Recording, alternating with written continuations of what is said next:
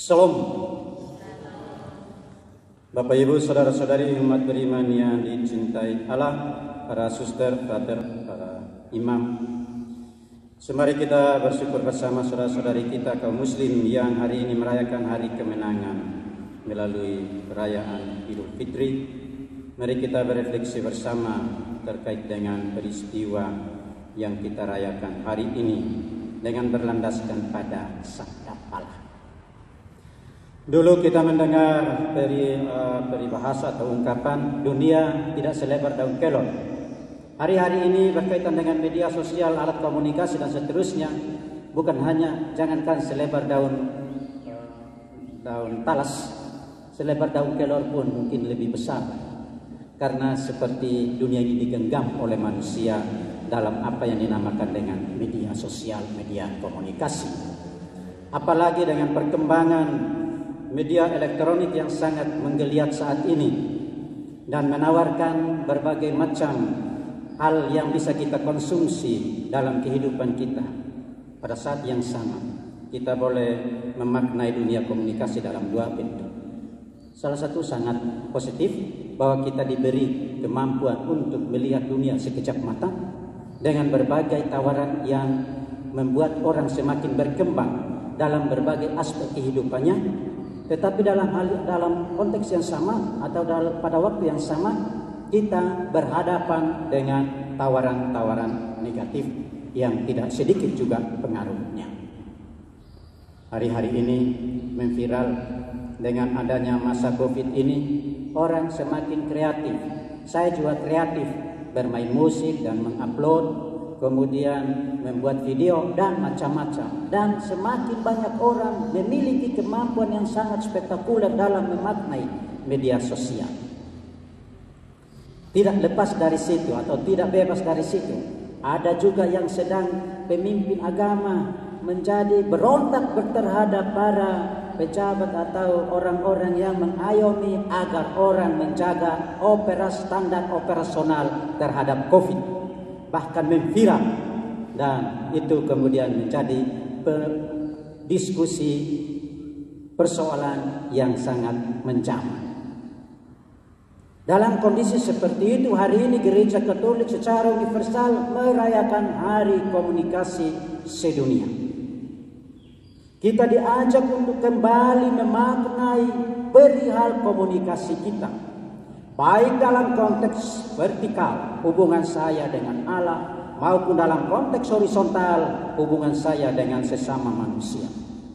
Kita diajak untuk kembali memaknai komunikasi kita, baik verbal, baik dalam media cetak, baik dalam media komunikasi elektronik digital. Sejauh mana saya menempatkan diri secara tepat agar kemudian menjadi pewarta kabar sukacita Injil bagi sesama. Tadi masuk ke Sakaristi, Pastor Franz katakan, hari ini kita belajar untuk menjadi penenun cerita. Baik, mari kita menenun cerita-cerita kita dengan media komunikasi yang makin hari makin berkembang pesat ini. Paus Fransiskus dalam pesan Hari Komunikasi Sedunia, dia memberi kepada kita panduan agar kita bisa membangun hari komunikasi itu atau membangun komunikasi kita dengan lebih cermat. Bernaung di bawah tema, supaya engkau dapat menceritakan kepada anak cucumu, landasannya keluar. Lalu kemudian poin kecil, hidup menjadi cerita. Hidup menjadi cerita. Pesan Paus ini diramu dalam 5 poin kecil. Yang pertama, jadilah penenun cerita. Setiap kita, umat manusia, bersama alam jagat raya ini adalah pembuat kisah dan pembuat cerita. Ketika orang mati, biasanya nampak orang bercerita, dia begini, dia begini, dia bagus sekali, dan seterusnya. Itulah kisah, dan dikisahkan, dan kisah itu menjadi hidup. Kedua, tidak semua cerita itu baik, kata Paus Fransiskus. Dan dia memakai landasan biblisnya dari Kejadian untuk mengungkapkan bahwa sejak permulaan komunikasi sudah mengalami hal yang namanya bersifat negatif. Manusia pertama tidak cukup taat kepada Allah, tetapi mementingkan kesombongannya, dia membangun komunikasi negatif dan akhirnya dia harus keluar. Ketiga, cerita dari segala cerita. Poin ketiga ini Paulus merangkumnya bahwa kitab suci menjadi landasan untuk membangun cerita. Lalu poin keempat adalah sebuah cerita yang diperbaharui ini berpusat atau pusarannya berada pada Kristus yang hadir dan menghadirkan Allah dalam bentuk dalam diri seorang manusia untuk menawarkan kerajaan Allah.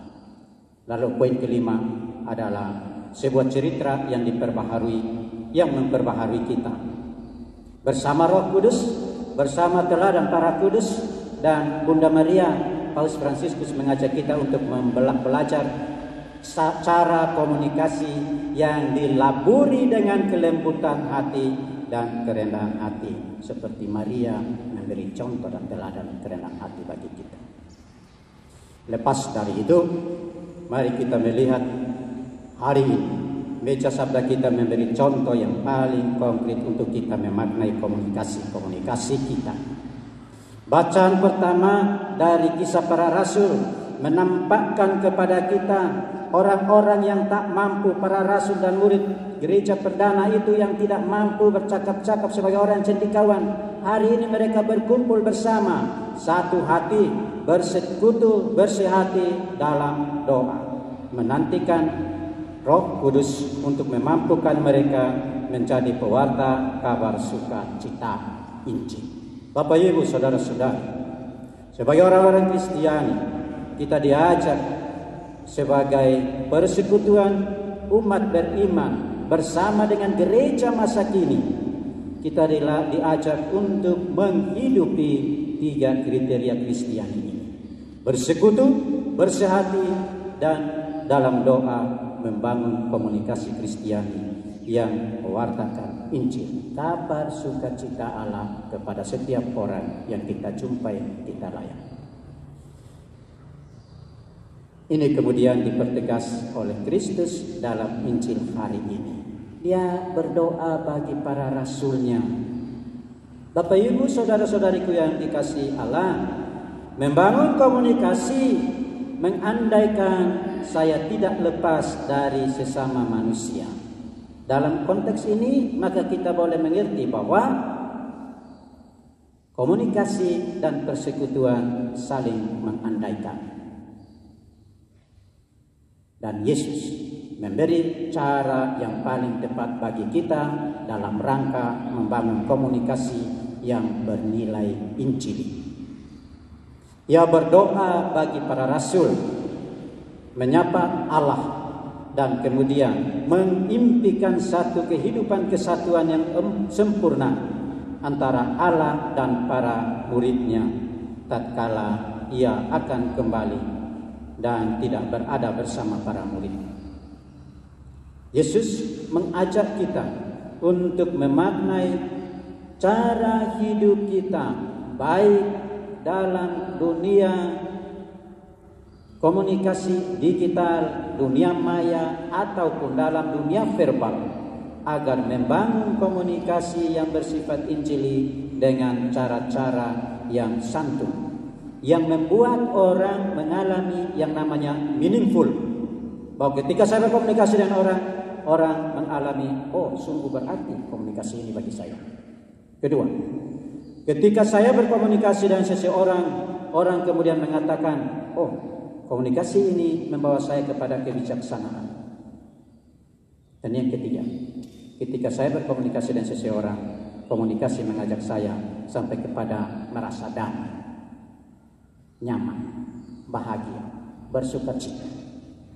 Itu mengandaikan saya mengenal bahasa yang harus saya gunakan untuk berkomunikasi dengan sesama. Kalau begitu, maka bahasa Injil bukan bahasa marah-marah, bukan bahasa frontal, bukan bahasa menimbulkan orang ketakutan atau tidak nyaman dan seterusnya. Tetapi bahasa Injil adalah bahasa cinta kasih. Kita bermenung bersama pada hari komunikasi sedunia ini untuk memaknai komunikasi kita bersama sesama dalam kenyataan hidup kita setiap hari. Semoga Allah menolong kita.